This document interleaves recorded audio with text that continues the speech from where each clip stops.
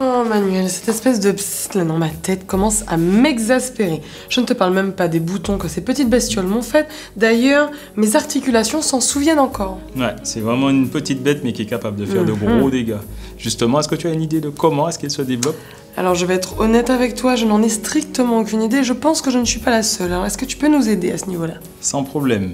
Les moustiques, c'est chaque fois la même histoire, c'est-à-dire qu'on va avoir des œufs qui vont être pondus dans une petite collection d'eau stagnante qu'on appelle un gîte larvaire. D'accord. Donc ces œufs vont permettre l'éclosion de larves.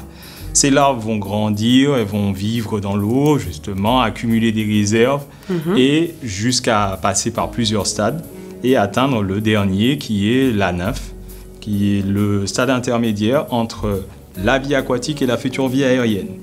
Après 2 jours, la nymphe va permettre à un adulte d'émerger. Donc ce moustique va prendre son envol.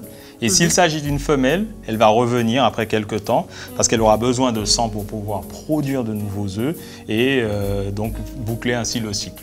D'accord, donc on insiste bien sur le fait que ce ne sont que les femelles qui piquent. Exactement, ce sont elles qui ont besoin des protéines que l'on retrouve dans le sang pour pouvoir produire et pondre des œufs. Les mâles ne pondant pas, ne piquent pas.